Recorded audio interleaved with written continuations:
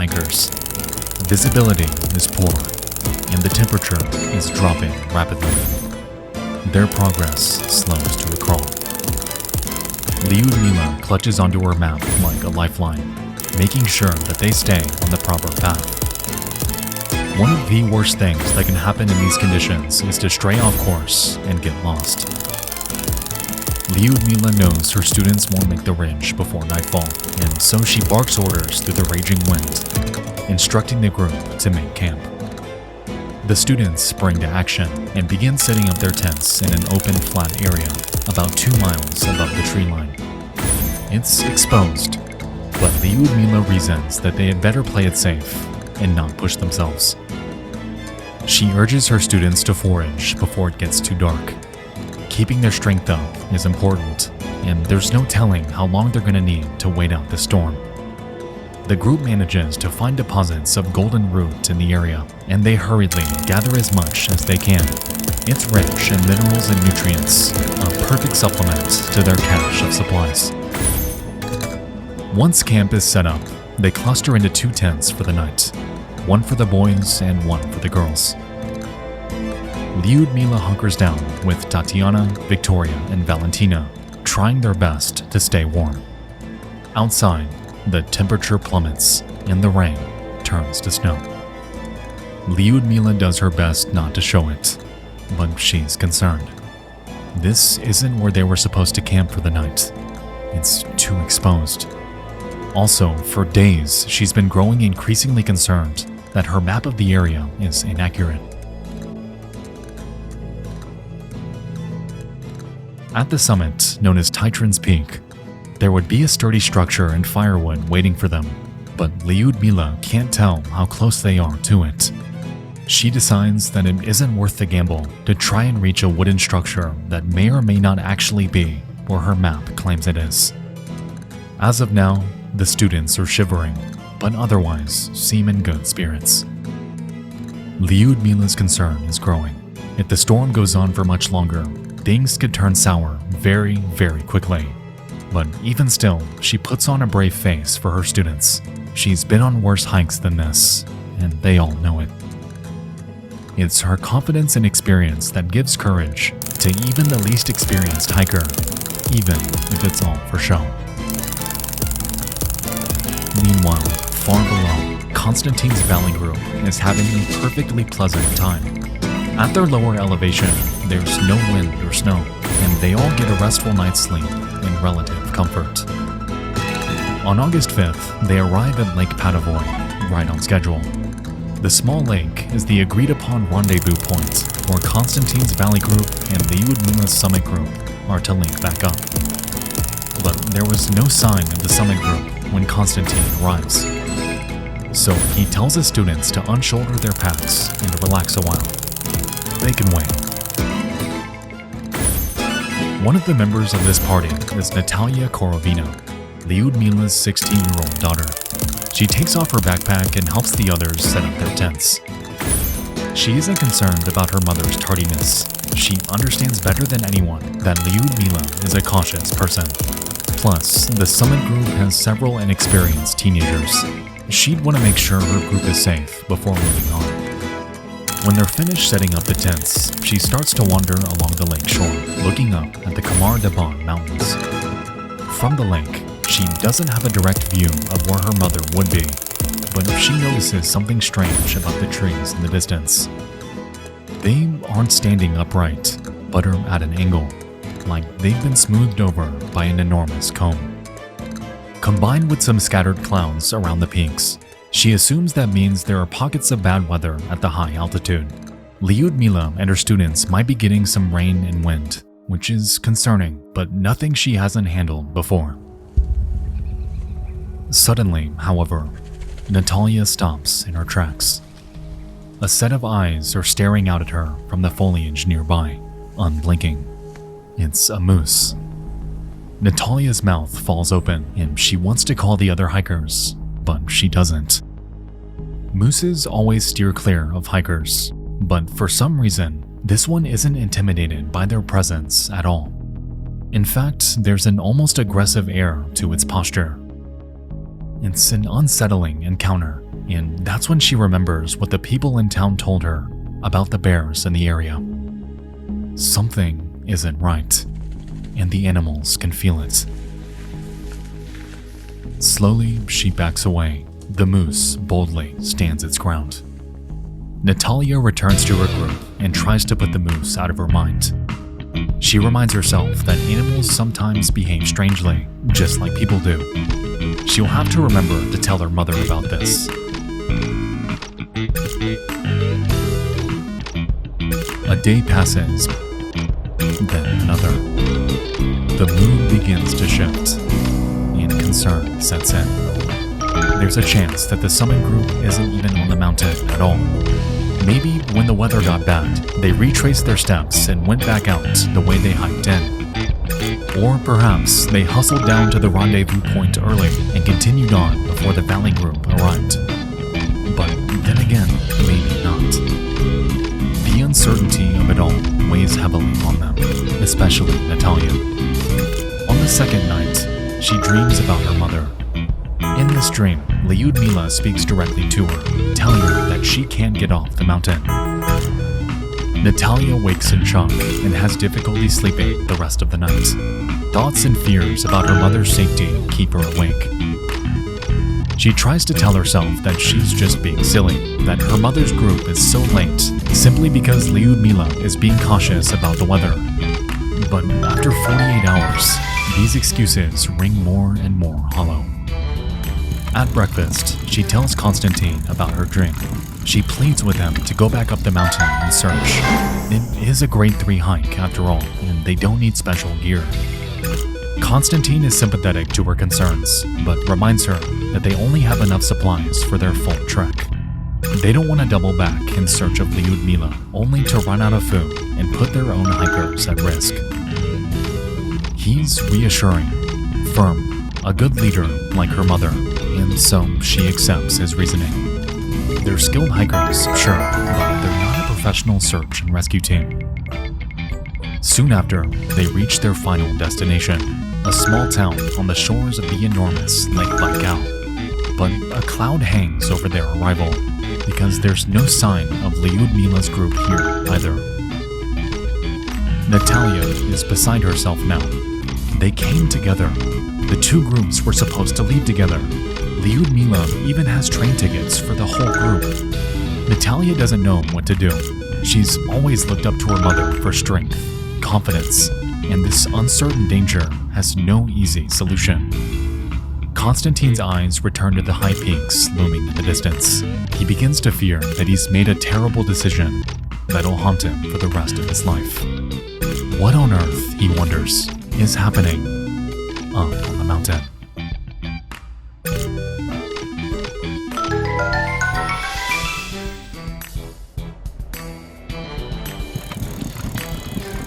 The night of August 4th. On the peak, Lyudmila and her students aren't getting any sleep. In the early morning hours, one of the students from the boys' tent trudges over to Lyudmila's tent. It's Sasha, an inexperienced 23-year-old hiker. He's like a surrogate son to Lyudmila. He tells her that the boys are uncomfortable. The wind and the cold are too much to bear. At this elevation, there's no tree cover, no protection from the storm. Their tents are no match for the relentless wind. At 4 in the morning, the tethers snap. Everyone scrambles out into the bitter cold, struggling to resecure their shelters. Snow seeps into the tents, soaking through the sleeping bags. It's a miserable, punishing night. Finally, at dawn, Lyudmila tells them it's time to go. They must descend immediately. After a quick breakfast of canned stew, the group begins hiking back down the mountain to the south. While they're still roughly following their planned route, they've abandoned any attempt to summit the peak, and instead seek protection from the severe weather 2.5 miles below where there's tree cover. The heavy winds continue, making it difficult to progress. Visibility is dismal. Then suddenly, at about 11 a.m., Sasha falls down. The other hikers help him to his feet. But soon, he collapses again. He's starting to fall behind. Lyudmila hangs back to help him, telling the other hikers to go ahead. She and Sasha will catch up. The 5 other students comply, grabbing onto each other to stabilize themselves against the wind. Like a phalanx of Roman soldiers, they make their way slowly and deliberately down the mountain. They're making progress, and the tree line is beginning to feel achievable. But soon, they hear Lyudmila's voice shouting from behind them. She's screaming for help. Leaving the phalanx, 17-year-old Valentina rushes back to help their leader. She arrives to find Lyudmila crouched by Sasha's body, despondent. The young man who had been complaining of cold mere hours before isn't moving. Valentina looks closer, and she sees that his eyes are vacant, staring off into the distance. Sasha is dead.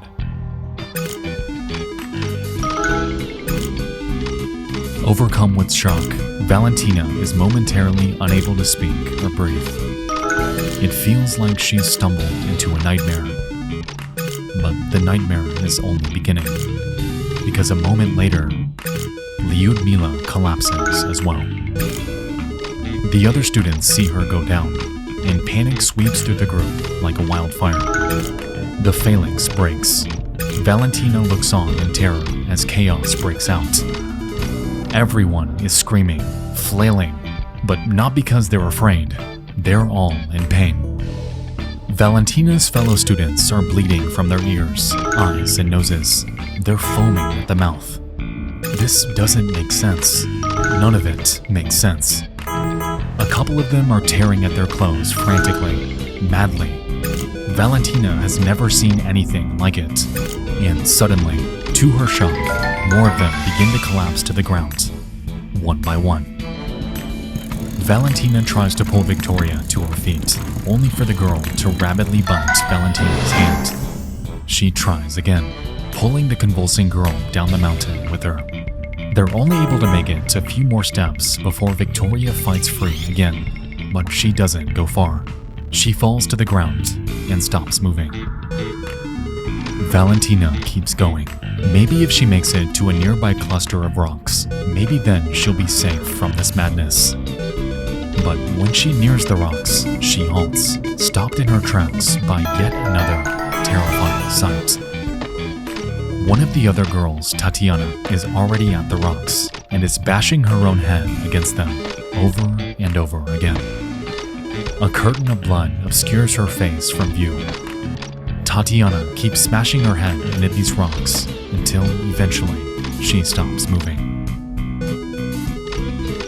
Valentina is frozen, paralyzed by complete shock and panic. In the span of minutes, and with zero warning, her entire group has dropped dead. Suddenly, a hand shoves Valentina, shaking her out of her stupor. Someone is still alive. It's one of the boys, Dennis. He's on his hands and knees, bleeding from the ears and mouth. Yet he's able to muster up enough energy to give her one single command. Run. This shocks Valentina into action. She bolts downhill, making for the tree line. Behind her, Dennis tries to crawl after her, but he has no strength. She glances over her shoulder to make sure he's following, yet he isn't. He's lying face flat in the snow, completely immobile. By now, it's just Valentina. Overcome with fear and a burning desire to survive, she advances downhill through the swirling wind and blinding snow, stumbling, crawling, before, at last, she finally reaches the tree line and a shelter from the wind. She digs a sleeping bag out of her backpack and crawls inside. She huddles into a ball for warmth before she passes out.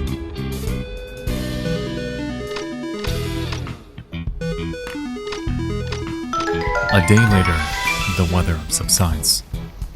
Valentina wakes up on August 6th, and it's quiet. No screams, no howling wind. Just the gentle rustling of trees and the drip, drip, drip of the melting snow. She cautiously emerges from her sleeping bag. The sun is out. Even though she slept for almost 24 hours, she doesn't feel rested. The horrific sights from the day before are clear in her mind's eye. She wishes that she could dismiss it as a nightmare, something caused by a lack of sleep or exhaustion, but she knows the truth. She can't kid herself. She's alone. Valentina slowly starts to trudge back up the mountain. She's gotta see her fellow hikers. She needs to have some sense of what happened.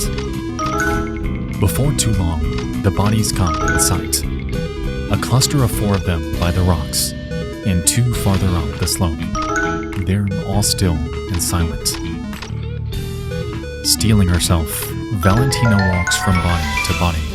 She can't do anything for them now besides close their eyes. She passes Tatiana, the 24-year-old secretary, the one who smashed her face into the rocks not long ago.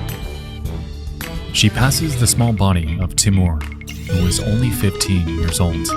He was the youngest of the group. Victoria was also there.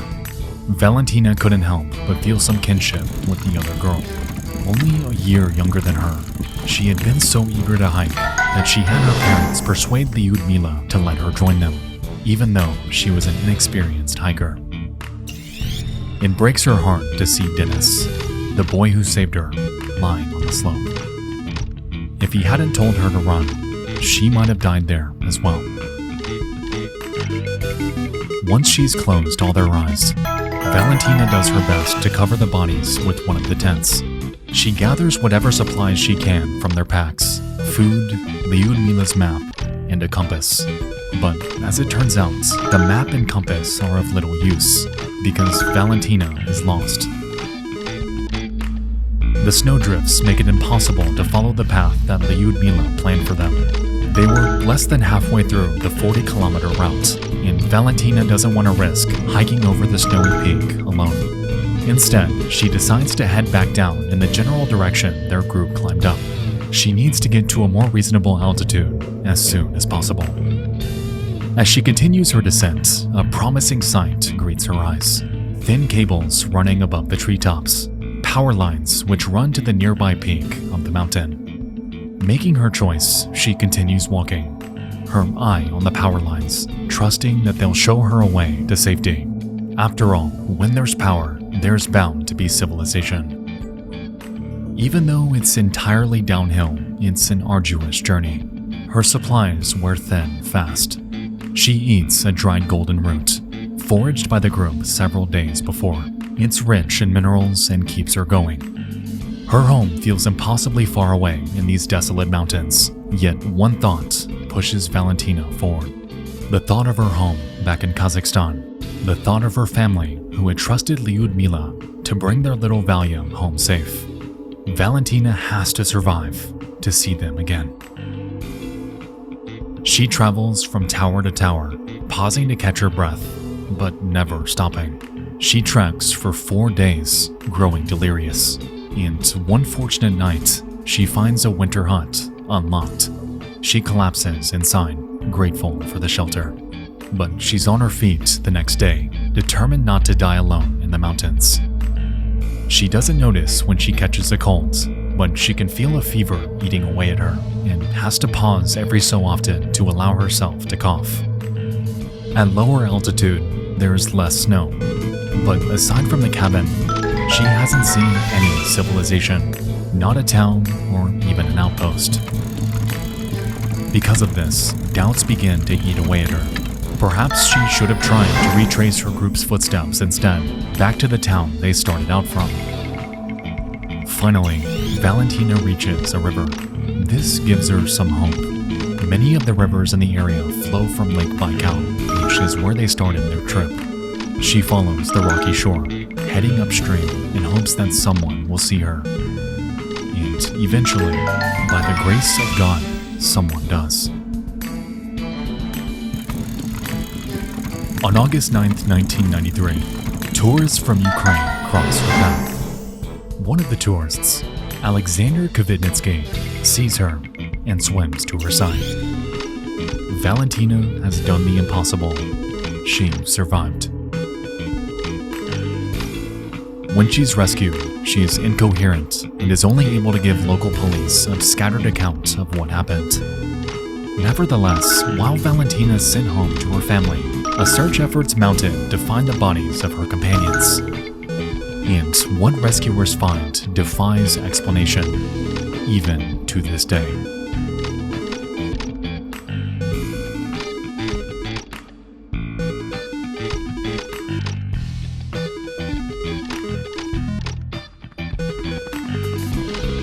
August 24th, 1993. Helicopters fly over the peak of the Qamar Daban mountain range. They've been searching for weeks, trying to locate the missing group of hikers from Kazakhstan. Finally, someone sees something, and the helicopters descend. They found the summit group's final campsite, and with this, the bodies.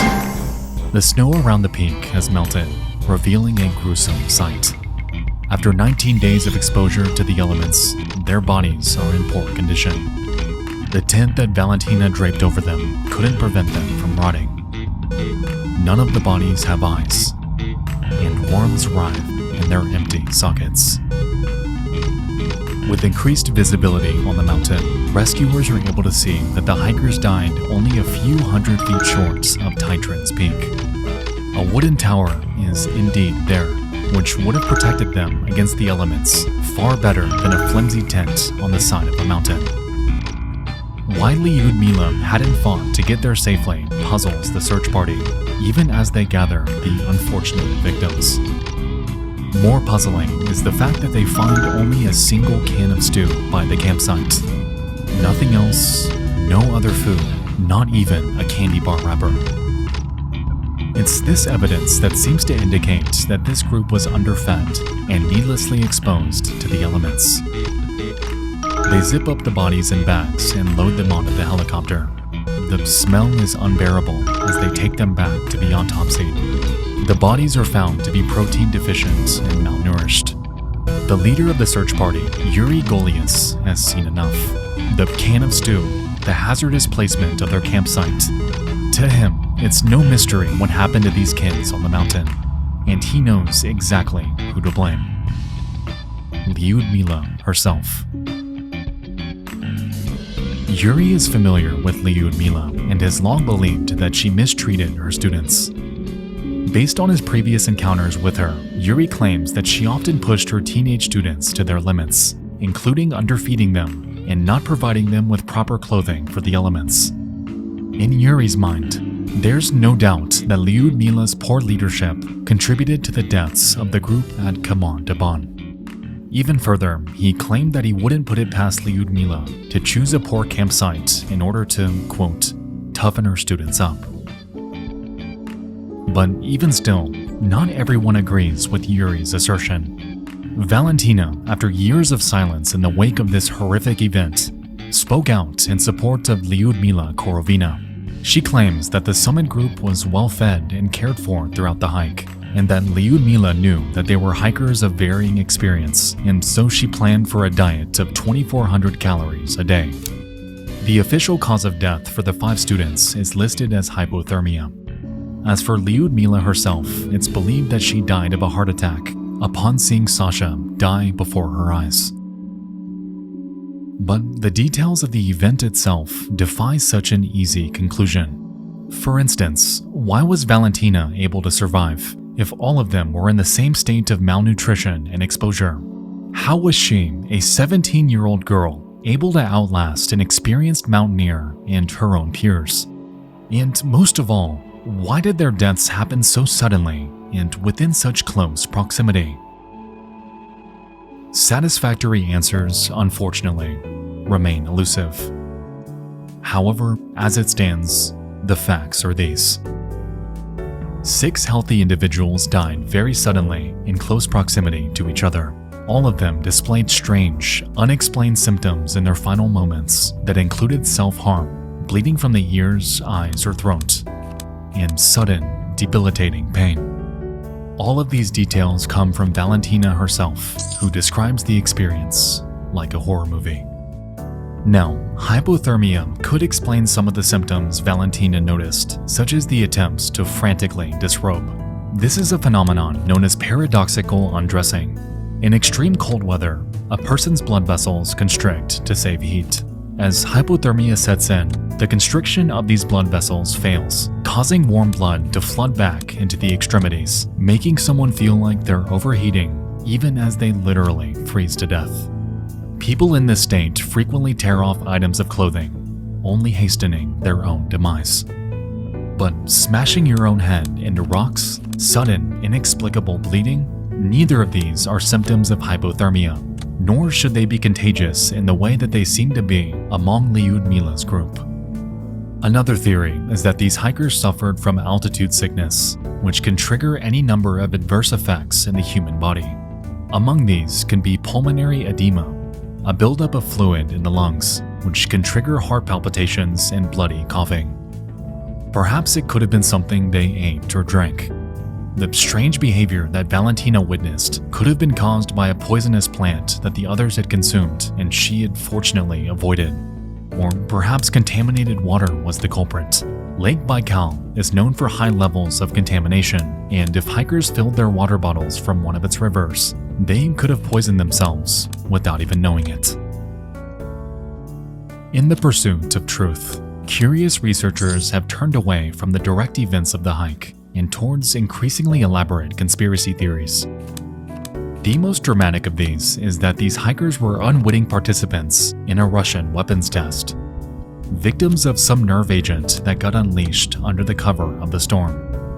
Novichok chemicals, for instance, were developed in the late stages of the Cold War by the Soviet Union.